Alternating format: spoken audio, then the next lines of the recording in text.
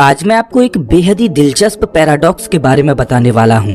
Paradox का मतलब है कि एक ऐसी स्थिति जो शायद सच हो सकती है पर उसके बावजूद भी हमें इम्पॉसिबल लगती है।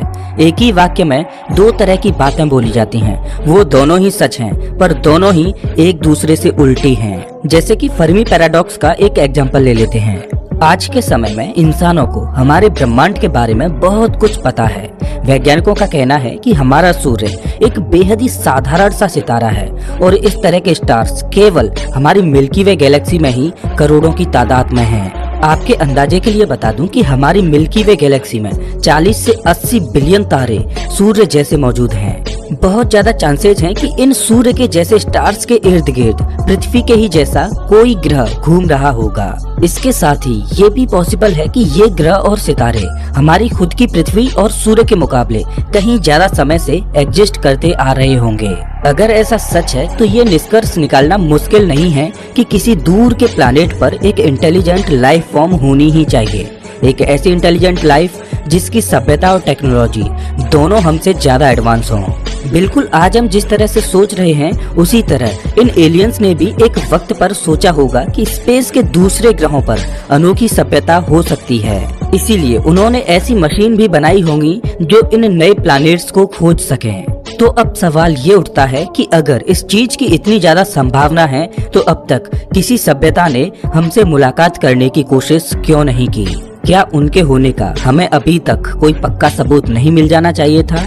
फर्मी पैराडॉक्स इसी परेशानी को सामने लाता है। अगर धरती उन करोड़ों ग्रहों में से एक है जिसकी कंडीशंस के अंदर नए तरह के जीव जंतु पैदा हो सकते हैं, तो अब हम ही ऐसे यूनिक जीव क्यों हैं जो खुद सोच और समझ सकते हैं? हर जगह पर यूएफओ के देखे जाने की बात की जाती है या कई बार तो ये तक कहा जाता है कि अमेरिका के पास एलियंस के अवशेष हैं, किंतु अभी तक पब्लिकली हमें इस बात की जानकारी क्यों नहीं दी गई है? हालांकि इस पैराडॉक्स को खारिज करने के लिए ज्यादातर लोगों के पास सिर्फ एक ही जवाब है, वो ये कि हमारी धरती उन बिलियंस दूसरे ग्रहों में सबसे ज्यादा अलग और लकी है जहाँ पर इंटेलिजेंट लाइफ फॉर्म पैदा हो पाई है। कुछ इसी तरह के हजारों विरोधाभास दुनिया भर में कहे गए हैं और उन्हीं में से एक है ओल्बर्स पैराडॉक्स। ओल्बर्स पैराडॉक्स एक बेहद ही आसान सा सवाल हमसे पूछता है, रात के वक्त हमारा आकाश अंधेरे से क्यों भर जाता है? या यूं कहें कि रात को आसमान काला क्यों दिखाई देता है? आखिर आकाश में हजारों लाखों चमकते हुए सितारे मौजूद हैं, तो उनकी रोशनी हमें रात में दिखाई क्यों नहीं देती? आज हम इसी पैराडॉक्स को समझने की कोशिश करेंगे, तो बस बने रहिए मेरे साथ वीडियो के अंत तक। इस पैराडॉक्स का नाम हेनरिक विलहेल्म ओल्बर के नाम पर रखा गया है, जो साल 1758 से साल 1840 के बीच में जिंदा थे। कहीं न कहीं देखें तो इस आसान से सवाल का एक बेहद ही आसान सा जवाब होना चाहिए। हमारी धरती एक निश्चित अक्ष पर घूमती रहती है, जिस वजह से हमें दिन और रात के होने का आभास होता है। इंसान धरती पर एक जगह पर स्थित होते हैं और दिन के समय में सूर्य की रोशनी रिफ्रैक्ट होकर धरती के एक साइड पर गिरती है। लाइट के रिफ्रैक्शन की वजह से ही आकाश का रंग भी नीला दिखाई देता है। अपनी एक्सिस पर घूमने के अलावा हमारी धरती सूर्य के चारों ओर भी चक्कर लगाती है। वहीं सूर्य आकाश में मौजूद एक ऐसी चीज है जो फिक्स्ड जगह पर है। हालांकि मिल्की वे गैलेक्सी में सूर्य भी गतिमान है, लेकिन पृथ्वी के संदर्भ में सूर्य रेस्ट में है। अब रात के समय में धरती अपनी एक्सिस पर घूम जाती है। हम भले ही पृथ्वी पर एक ही जगह पर होते हैं, लेकिन हमारी पोजीशन बदल जाती है। अब धरती के दूसरी साइड पर सूर्य की रोशनी गिर रही होती है, वहीं हमारी साइड पृथ्वी की छाया में आ जाती है। इस पोजीशन में आप सूर्य को नहीं देख सकते, पर दूसरे तारे, ग्रहों और चांद को जरूर देख सकते हो। आकाश में मौजूद इन दूसरी वस्तुओं से इतनी ज्यादा लाइट नहीं निकलती, इसीलिए रिफ्रैक्शन होना संभव नहीं हो पाता। इसी वजह से आकाश का रंग रात के समय में काला होता है। कम से कम यही चीज आप में से बहुत से लोग भी सोचते होंगे, लेकिन ओल्बर का कहना है कि इसका इतना आसान जवाब नहीं है, क्योंकि वो धरती पर उस समय में रहा करते थे जब पूरी दुनिया में कहा जा रहा था कि हमारा ब्रह्मांड एक फिक्स्ड और इनफाइनाइट जगह है। फिक्स्ड और इनफाइनाइट से मेरा मतलब ये है कि ब्रह्मांड को बनाया नहीं गया था, वो हमेशा से ही मौजूद था और तो और इस यूनिवर्स का कोई अंत भी नहीं है। हजारों करोड़ों स्टार्स हमेशा से ही आकाश में मौजूद हैं और एक फिक्स्ड जगह पर हैं। तो अब ओल्बर कहते हैं कि जब वो धरती पर रात के समय में एक जगह पर खड़े होकर ऊपर की तरफ किसी भी दिशा में देखेंगे तो उनकी नजर के सामने कोई न कोई सितारा तो जरूर होगा, फिर चाहे वो तारा धरती के करीब हो या फिर कई हजार प्रकाश वर्ष दूर। और ये चीज सही भी है। अगर हम खुद रात के समय में किसी भी डायरेक्शन में देखेंगे तो उस डायरेक्शन में कोई न कोई स्टार जरूर होगा। आखिर ब्रह्मांड में इनफाइनाइट नंबर ऑफ स्टार्स मौजूद हैं, तो ये चीज भी सच ही होगी। इसी अंदाजे से ओल्बर ने कहा कि अगर आकाश के हर दिशा में कोई न कोई सितारा है और ये सितारे इनफाइनाइट नंबर में अंतरिक्ष में मौजूद हैं, तो उस हिसाब से रात में पूरा आकाश रोशनी से घिरा होना चाहिए था। अब सबके दिमाग में एक बात आएगी कि किसी भी स्टार के अंदर से जो रोशनी निकलती है उसकी तीव्रता दूरी के हिसाब से कम होती जाती है। जैसे कि सूर्य से निकलने वाली रोशनी नेपट्यून जैसे प्लैनेट पर बहुत कम मात्रा में पड़ती है। इसका मतलब रात के समय में एक तारा हमसे जितनी ज्यादा दूर होगा उसकी रोशनी उतनी ही ज्यादा कम होगी। लेकिन ओल्बर का कहना है कि नहीं, ये भी सही नहीं है। किसी तारे की रोशनी और तीव्रता उसकी दूरी पर निर्धारित नहीं होती, और इसे भी उन्होंने बेहद ही दिलचस्प तरीके से समझाया है। ओल्बर कहते हैं कि हमारे ब्रह्मांड में अनगिनत गैलेक्सीज हैं। कुछ धरती के करीब हैं तो वहीं कुछ गैलेक्सीज धरती से बहुत दूर हैं। अब हम जैसे जैसे दूर जाते जाएंगे इन गैलेक्सीज में मौजूद तारों और उनसे निकलने वाली रोशनी की मात्रा बढ़ती जाएगी। तो चाहे ये तारे धरती से कितनी भी दूर क्यों ना हो, इनकी रोशनी की तीव्रता पर कोई असर नहीं होना चाहिए। आप इसे इस तरह से समझ सकते हो।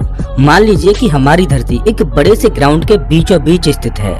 धरती के इर्द गिर्द हजारों सितारे चमक रहे हैं जिनकी रोशनी सीधे सीधे धरती पर गिर रही है। अब जैसे जैसे आप पृथ्वी से दूर जाते हो तो तारों की मात्रा भी बढ़ती जाती है, और ये मत भूलिए कि ये ग्राउंड इनफाइनाइटली बड़ा है, यानी कि इसके अंदर इनफाइनाइट नंबर्स के स्टार्स हैं। इस हिसाब से तो ओल्बर का कहना बिल्कुल सही है। आकाश में इतने सारे तारे हैं कि उनकी तीव्रता दूर जाते जाते भी बढ़ने ही लगेगी, और हमारा अंतरिक्ष पूरी तरह से लाइट से घिरा हुआ होना चाहिए। और एक बार सोचें तो ये समझना भी मुश्किल नहीं है कि तारों से इतनी ज्यादा रोशनी और रेडिएशन निकलेगी कि हमारी धरती ही भाप बन जाएगी। लेकिन ऐसा कुछ भी नहीं हो रहा है। हमारी धरती अभी भी सही सलामत है और रात के समय आकाश भी पूरी तरह से काला है। तो क्या ओल्बर का कहना गलत है? अगर गलत होता तो आज हम इसके बारे में जान नहीं रहे होते। ओल्बर के इसी सवाल की वजह से हमारे ब्रह्मांड के बहुत से रहस्य उजागर हुए थे। चलिए देखते हैं कि कैसे। आप एक आसान सा एक्सपेरिमेंट कर सकते हो। रात के समय बाहर जाकर ऊपर आकाश की तरफ देखिए। ये पूरी तरह से काला है, पर शायद आपको चांद और थोड़े बहुत तारे दिख रहे होंगे। एक अंदाजे से बताऊं तो हमारी आंखें आकाश में लगभग 3000 तारों को देख पाती हैं। अब ओल्बर कह रहे हैं कि इस आकाश को सफेद होना चाहिए, लेकिन कहीं से भी हमें ये सफेद नहीं दिख रहा। अब एक बात आपके लिए जाननी बहुत जरूरी है। ओल्बर साल 1758 से लेकर साल 1840 के समय में रहे थे, और उस वक्त में आज की बहुत सी थ्योरीज नहीं थी। किसी ने भी बिग बैंग थ्योरी के बारे में नहीं सोचा था। कॉस्मोलॉजी के क्षेत्र में इंसान 9 सीखिए थे।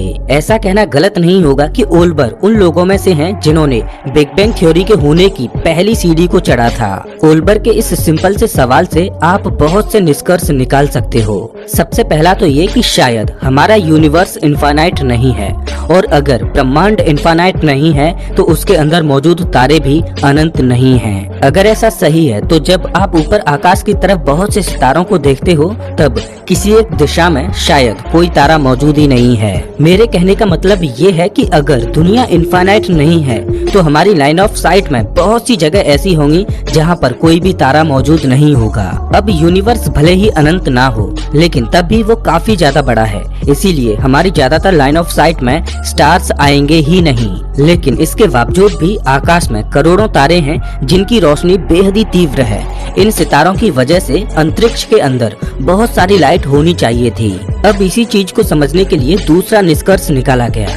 वो ये था कि शायद ये ब्रह्मांड हमेशा से ही मौजूद नहीं था, लेकिन किसी समय पर इसके अंदर की सभी गैलेक्सीज पैदा हुई थी। शायद हो सकता है कि जो तारे हमारी धरती से बहुत ज्यादा दूर हैं, उनकी रोशनी अब तक हमारी धरती पर पहुंची ही नहीं है। अब ये तारे हमेशा से ही ब्रह्मांड में होते तो उनकी रोशनी कब की धरती पर पहुंच गई होती, लेकिन वे कुछ ही बिलियन साल पहले पैदा हुए हैं और उनकी रोशनी अभी भी अंतरिक्ष में ट्रेवल कर रही है और अभी तक धरती पर नहीं पहुंच पाई है। हमारी धरती के चारों तरफ एक निश्चित डिस्टेंस पर स्टार्स मौजूद हैं, जिनकी रोशनी हमारी धरती तक आती है। इसके अलावा जितने भी तारे इस डिस्टेंस से बाहर के हैं, उनकी रोशनी अभी तक धरती पर नहीं पहुंच पाई है। लेकिन ये स्पष्टीकरण भी पूरा नहीं है, क्योंकि अगर ये सही है तो हम मूल रूप से ये कहना चाह रहे हैं कि एक समय ऐसा था जब ब्रह्मांड और गैलेक्सी जैसी चीज एग्जिस्ट ही नहीं करती थी, और फिर तभी अचानक एक यूनिवर्स का जन्म होता है जिसमें स्टार्स पैदा होते हैं और फिर धरती पैदा होती है और फिर तारों से निकलने वाली रोशनी धरती की दिशा में ट्रेवल करने लगती है। इस वजह से ये सवाल उठा कि अचानक एक यूनिवर्स का जन्म कैसे होगा, वो भी इतने बड़े यूनिवर्स का।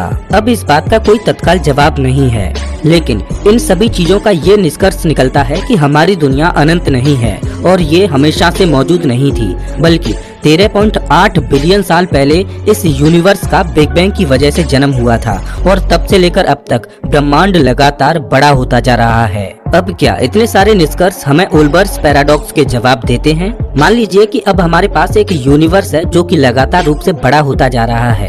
अब ऐसा सच है तो स्टार्स डॉपलर इफेक्ट नाम की चीज के थ्रू गुजरते हैं। डॉपलर इफेक्ट को समझने का एक बेहद ही आसान सा तरीका है। मान लीजिए आप रोड पर गाड़ी चला रहे हो और आपके पास से एक एम्बुलेंस गुजरती है। अब जैसे जैसे वो एम्बुलेंस दूर जाती है, उसके अंदर से निकलने वाली आवाज भी धीमी होती जाती है। एक समय ऐसा आता है जब आपको एम्बुलेंस की आवाज आना पूरी तरह से बंद हो जाती है। बस कुछ ऐसा ही हमारे यूनिवर्स और उसके अंदर मौजूद स्टार्स के साथ हो रहा है। ब्रह्मांड लगातार रूप से बाहर की तरफ एक्सपेंड कर रहा है।